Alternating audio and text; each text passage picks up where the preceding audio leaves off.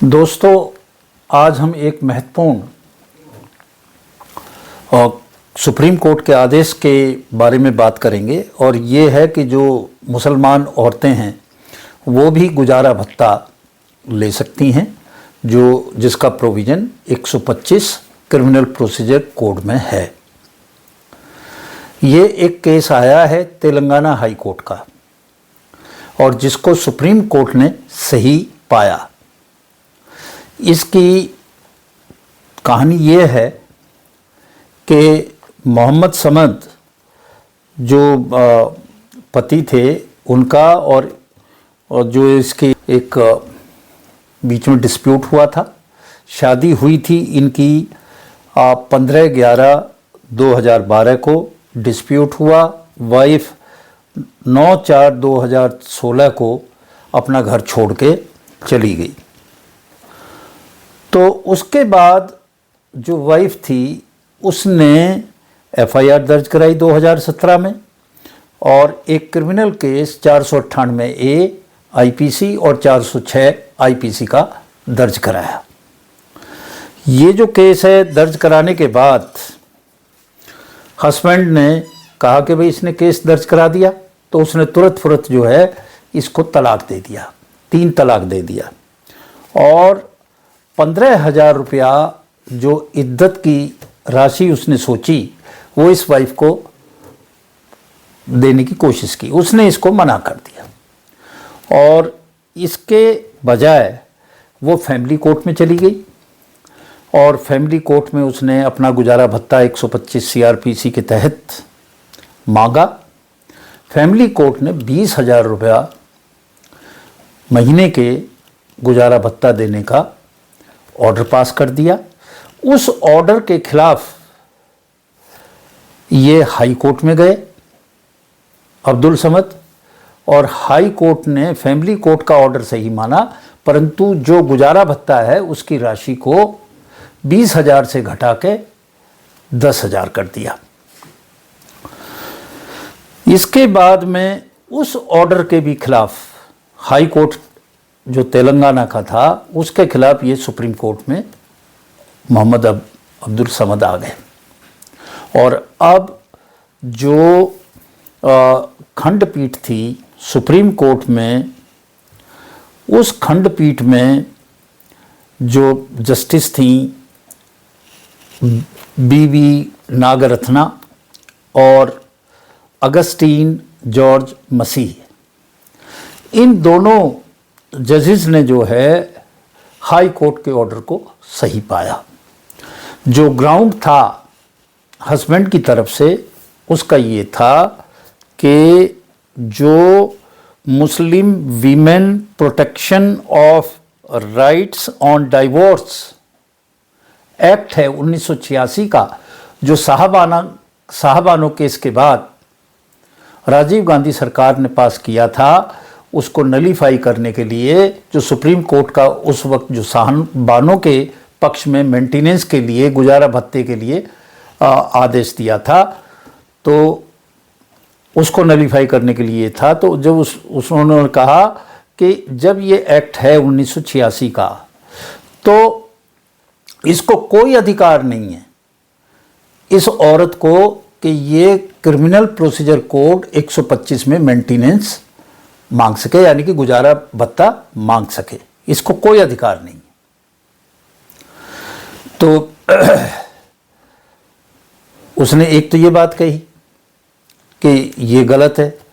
उन्होंने कहा कि जो 1986 का एक्ट है ये स्पेशल लॉ है और स्पेशल लॉ दूसरे जो लॉ हैं उनसे ऊपर होता है, तो 125 सीआरपीसी इसका लागू नहीं हो सकती। अगर इसको कोई प्रोटेक्शन चाहिए तो सेक्शन 5 में वो मांग सकती है, जो भी उसका प्रोविज़न। एक तो उन्होंने ये कहा। दूसरी बात जो बड़ी महत्वपूर्ण है जो कही गई वो ये कि साहब जब डाइवोर्स दे दिया तो ये वाइफ नहीं रही और वाइफ की जिम्मेदारी क्यों ले, ये हस्बैंड वाइफ नहीं है। परंतु 125 सीआरपीसी में अच्छी तरह से है कि डाइवोर्स वाइफ भी इसमें इंक्लूड है और वो डाइवोर्स्ड वाइफ थी। तो दोस्तों, इसमें 99 पेज का एक डिसीजन दिया, बहुत ही अच्छा डिसीजन दिया, जिसमें कहा कि उसको पूरा हक है कि वो सेक्शन 125 सीआरपीसी में कोई भी मुस्लिम महिला प्रोटेक्शन ले सकती है, गुजारा भत्ता ले सकती है, और उसको गुजारे भत्ते को डिनाई नहीं किया जा सकता। अगर वो मान लिया जाए उसमें भी करे, तो इस दूसरा जो एक्ट है उसमें भी करे, तो भी इस एक्ट में कर सकती है। इसमें एक बात और कही गई कि जो सेक्शन, एक एक्ट पास हुआ था 3 तलाक का 2019 में, जिसको कहते हैं मुस्लिम women protection of rights on marriage act 2019, उसमें भी जो रेमेडीज़ हैं, उसमें भी जो उसको रेमेडीज़ हैं वो भी ले सकती है, और 125 सीआरपीसी में गुजारा भत्ता भी, यानी कि दोनों का उसे फ़ायदा मिल सकता है। इसमें बहुत सारे डिस्कशंस हुए, बहुत बात हुई, जिसमें ये कहा कि भाई औरत जो है उसको हमारा जो कॉन्स्टिट्यूशन है उसका जो आर्टिकल 14 है, 15 है, 21 है, उसका पूरा प्रोटेक्शन है और उसको वायलेट आप नहीं कर सकते। जैसे और औरतों को ये अधिकार प्राप्त है, उसी तरह से मुस्लिम औरतों को भी ये अधिकार प्राप्त है। और डाइवोर्सी वीमेन हो या दूसरी वीमेन है जिसको दिक्कत हो रही है, बच्चों के पालने की दिक्कत हो रही है, वो भी इसमें प्रोटेक्शन ले सकते हैं। तो बड़ा डिटेल जो है ऑर्डर पास किया गया। इसमें जो मेन सवाल जो था सुप्रीम कोर्ट के सामने वो ये था कि क्या मुस्लिम वीमेन जो है उसको सेक्शन 125 सीआरपीसी का लाभ मिल सकता है, और कोर्ट ने इसको एग्जामिन करके बड़े स्पष्ट शब्दों में कहा कि इसको प्रोटेक्शन मिल सकता है। तो जो राशि 10,000 राशि हाई कोर्ट ने की थी तेलंगाना ने वो बरकरार रही। इसमें ये भी कहा कि जो रिलीफ सेक्शन 5 है 2019 एक्ट, यानी कि ट्रिपल तलाक, 3 तलाक वाला जो एक्ट है, उसमें जो सब्सिस्टेंस अलाउंस है वो भी ले सकती है, या फिर उसके पास ऑप्शन है 125 में भी आ सकती है।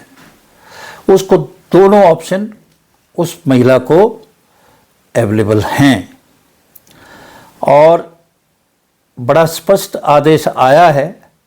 अब इसमें जो सेक्शन 125 है, कोर्ट ने बड़ा स्पष्ट कहा कि ये जितनी भी मैरिड वीमेन हैं इंक्लूडिंग मुस्लिम्स, उनके लिए ये सारी चीज़ें, ये सारी लीगल रेमेडीज़ अवेलेबल है। तो दोस्तों, अभी इस पे बड़ी बहस होने जा रही है कि भाई जो हमारा पर्सनल लॉ है, उस पर्सनल लॉ के ऊपर ये एक तरह से आघात है, ये बात कही जाएगी, शरिया की बात कही जाएगी। ये कहा जाएगा कि ये एक स्टेप जो सिविल, एक जैसे यूनिफॉर्म सिविल कोड है यूसीसी, उसकी तरफ है। तो अच्छा डिसीजन है, औरतों की स्थिति अच्छी होगी और मेंटेनेंस मिलना चाहिए, क्योंकि जब बच्चे हैं उसके पास, और ज़्यादातर औरतें बेचारी, उनके पास कोई साधन और कमाई का नहीं है, तो उनको आप एक थोड़ी सी इद्दत की राशि दे के मुक्ति नहीं पा सकते। आज इन्हीं शब्दों के साथ आज का वीडियो मैं समाप्त करता हूँ। नमस्कार।